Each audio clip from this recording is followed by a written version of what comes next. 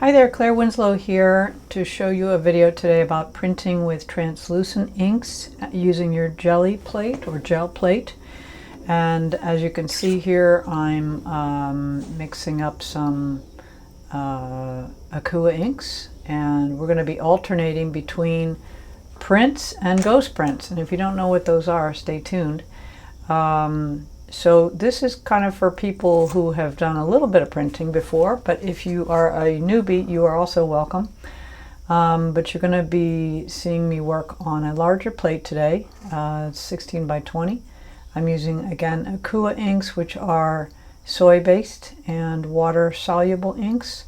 You could also be using Golden Open acrylics, but you want something that is slow to dry. This is really important for these techniques because we're using translucencies. So Akua inks are translucent.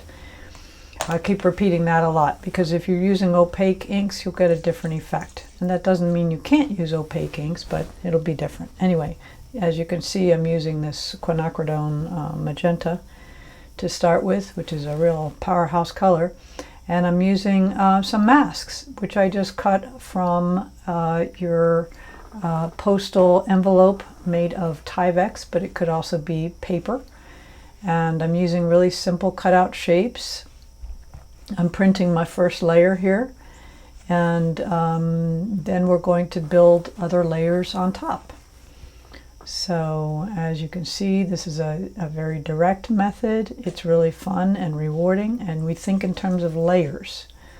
So this is our first layer using the masks and some, again, simple paper. I think I'm using basic printmaking paper. Any printmaking paper or multimedia paper should do.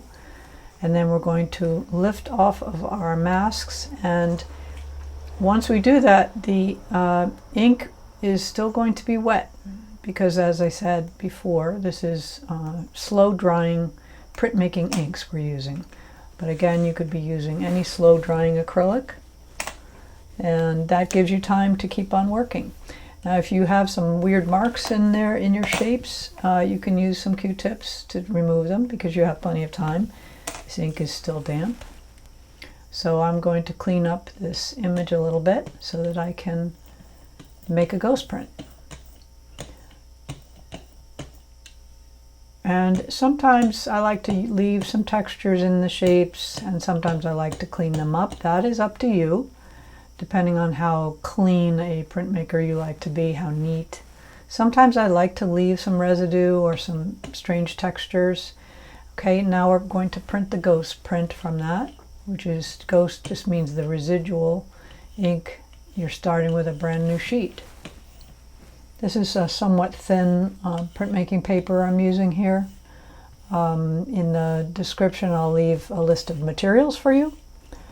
And so as you can see, it prints light, but there's something nice and delicate about ghost prints, and you can keep on printing on top of those. So here we have a blue. We're going to keep printing, and you have your choice of either cleaning off the gel plate or leaving the remainder of the images on. So in this case, I left them on. I applied blue to my plate, and I'm going to go back to my main print here and keep printing directly. I have moved the masks to different places, so you don't want to just, right, it's the main print. You don't want to just keep printing with the masks in the same place. You need to move them around so that you'll get interesting effects with different placement. So I'm just checking it there before I lift it all the way up. And as you can see, now I've printed my second color, and all the masks are in a different place. The edges are a little bit soft with this technique, and that is because of the paper we're using. You can also get a little bit sharper if you press more firmly when you're printing. All right, so we return to the ghost print, and you're going to see me kind of going back and forth between the main print and the ghost print. So you can have 2 or even 3 prints all going at the same time, just to clear off some table space because you'll need it. Anyway, we're back to our ghost print, and let's see if what happens if we add a light blue layer to that. Sometimes you'll see me using my hands to print. Sometimes you'll see me using the Brayer. Either one is okay. Sometimes I'll shift back and forth. All right, here's our second layer of the ghost print. And isn't that nice? You get these really delicate effects. And then I go back to my main print. So as you can see, I've got two things happening at once. Let's try to add a little yellow. Again, the Akua. These are intaglio inks. Let's add a third color. This time I did choose to clean off my plate. And I'm deciding I'm running out of area here on the side. This is my printing area. This is my inking area.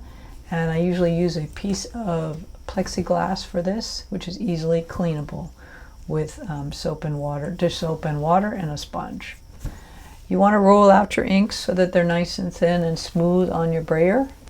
We're not applying them directly to the plate like sometimes you see people do with acrylic paints. You want to roll it out so that you get a nice, even, thin layer on your brayer. And I'm going from top to bottom to try to get an even, thin coating of ink onto the gel plate. It's really important not to put tons and tons of ink on your plate because you simply won't get a nice clean print that way. And this takes some practice to figure out how much ink do I actually need. So I recommend you do this a few times so that you get more comfortable. All right, that looks like a pretty good even coat for our third color.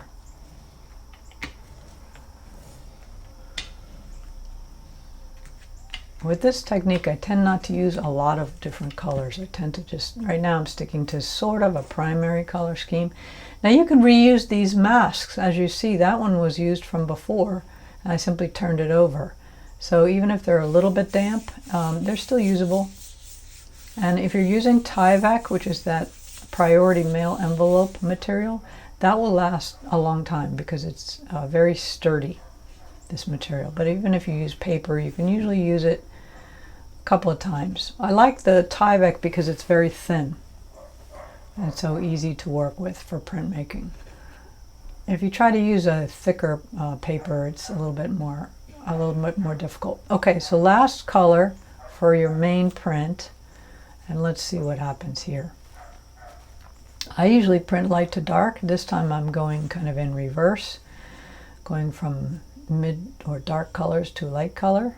But I wanted to see what happens when the yellow mixes with the underlying colors. So that's also the beauty of this technique, is you're going to have mixing colors on the paper. And you won't see that, here it is. You won't see that until after you've printed. Nice. There's a lot of movement in here because of the shapes. All right, and you can still use this to go back to your ghost print again. All right, so let's go back to our first ghost print and see about printing yellow on top of this. As you can tell, I haven't planned the steps that much. I just know I'm going to use these particular shapes, I'm going to use repetition, and I'm going to move the shapes around each time I print. I'm not interested in having everything be in the same spot. All right, let's see. Do I clean that part up or do I leave it there, down in the lower right? I think I've just decided to leave it there. Sometimes I like the accidents. All right, third color on our ghost print.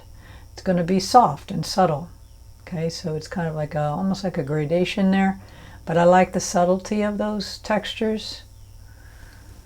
And there's still yellow on here, believe it or not. It looks like there's hardly any ink, but there's still ink on here. So now I'm using a thinner paper, which is more easy to pick up the residual ink. And I'm going to leave a note in the description of what this paper is. Anyway, it's really nice, and you can keep printing. It's strong. You can keep printing more layers on this thin paper, which you could use for collage. So the Akua inks really go far, I have to say.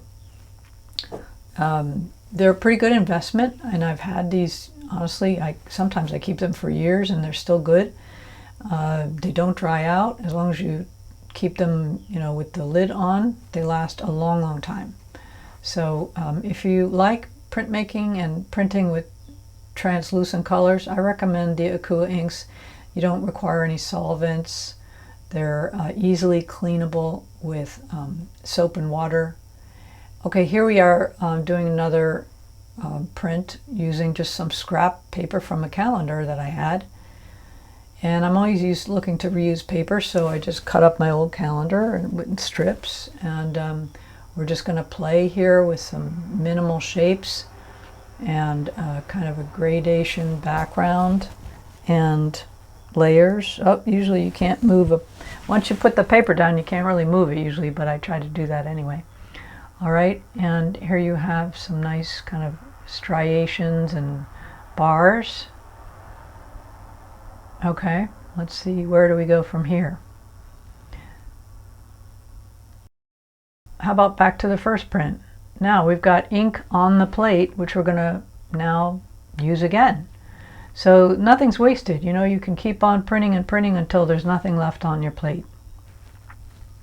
Very subtle, but you see the bars printing on top of the organic shapes. That's kind of nice. And then again, I can keep using the residual ink on my thin paper. And that one, you just kind of are picking up the refuse. I'm not thinking about what kind of image I want to make on this ghost print. I'm just simply picking up what was there before and letting that be a free process. And it's really kind of lovely the way these soft, thin layers interact with each other. And then I have a square piece of paper and a rectangular plate, so I can just keep printing, even if the paper is a different shape and size. And here we are adding our blue. We're sticking to kind of a primary color scheme today. And it would be helpful if I had a wider brayer. I do not, but that's okay. I'll just get a little bit more linear effect here. If you have a wider brayer, you can cover more area. So here we are again, using the old cut-up calendar as some masking with bars. And again, I'm just putting them in different places from before, always trying to vary the location of the shapes. And printing the blue over the other colors. And with these primary color schemes, I tend to go yellow, red, blue, although not necessarily, but in this case it works.